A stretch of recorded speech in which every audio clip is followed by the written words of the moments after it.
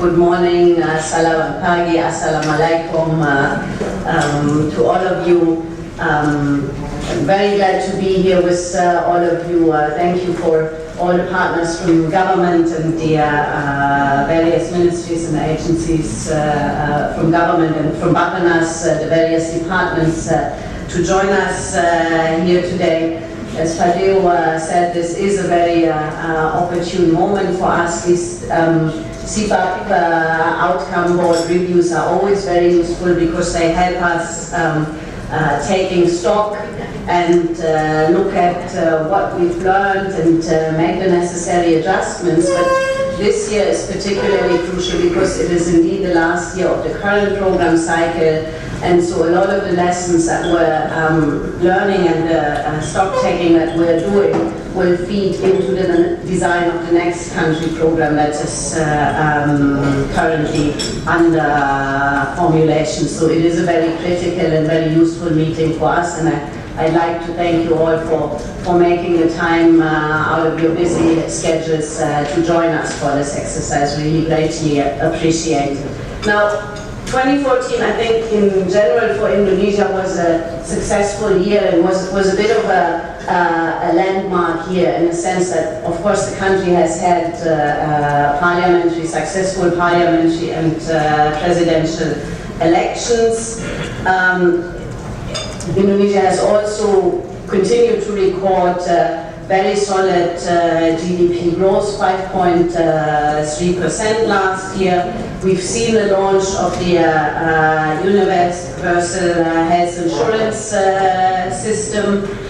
We've also seen important decisions on the fuel subsidies, with the new government cutting the fuel subsidies by 70% compared to previous levels, and with that decision freeing up much needed funds in the budgets for more productive investments, but also for social programs, social assistance, health, education, and income support for families. And that is, of course, these are important investments in terms of driving poverty reduction, continued poverty reduction in Indonesia. We have last year committed $33 million in support to Indonesia and delivered around 28.7 million. But of course, the development progress is not so much about what we spend and the figures. It's more about the impact that we are making on the grounds and the impact that we're making on the lives of people, and in particular on the lives of the poor. Was done. A lot of what we do as UNDP is testing ideas, if you like, at subnational levels or across various levels, and then prepare them for scale-up. And the idea, of course, behind all of it is to help the government of Indonesia to develop solutions to some of the complex development problems that Indonesia and many countries are facing in the 21st century. For them, the government to take these solutions forward, integrate them into their national plans and budgets, and scale them up with their own resources. And I think these type of commitments, resource commitments on the side of the government will become increasingly important, and co-investments of government into UNDP programs so that we can together financially and technically support the development of development solutions and ideas will become increasingly important. Let me conclude by maybe just looking forward a little bit. Of course, challenges remain for Indonesia as for any country. I think one of the key challenges that Indonesia will need to address in the years to come is the inequality. We've seen the Gini coefficient rising by 32% over the last decade, from the decade of 2003 to 2013. The Gini coefficient goes from 0.32 to 0.43, indicating that development is becoming more unequal. I think the other challenge is, of course, how do we balance development with environmental protection? Environmental degradation, we know, has the potential to exacerbate inequality.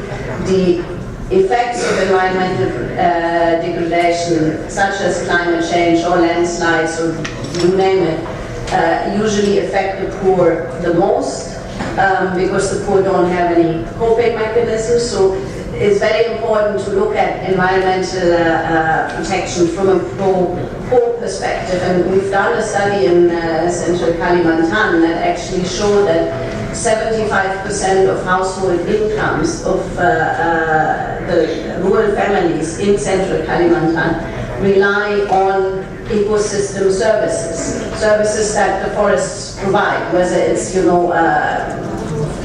products you can harvest or clean water from the forests, etc. So if we don't protect these ecosystems, it will have an impact on poverty reduction and on realizing the inequality agenda.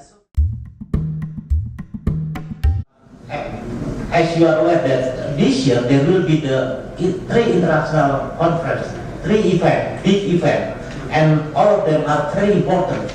First, on July 12 until 14 July, there will be the third international conference on financing for development, and we think that the government Indonesia should play active role on formulating and also contributing, the outcome of the international conference, because this is the means of implementation of the SDGs as well as the COP21. And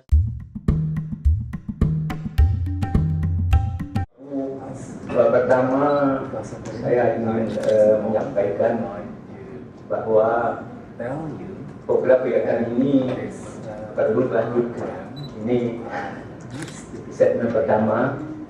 Argumennya adalah bahwa apa yang kita lakukan selama ini hampir sudah lebih 5 tahun ya, setiap kali kerjasama UNDP dan terakhir lanjutan SHG.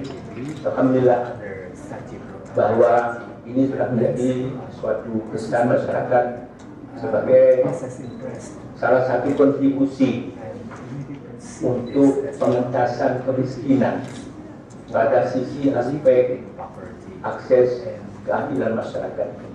Dan keadilan yang diperoleh oleh pejabat adat ini dirasa sangat sejalan dengan jiwanya dan dan budaya Filipina, yaitu sosial aman. Nah, oleh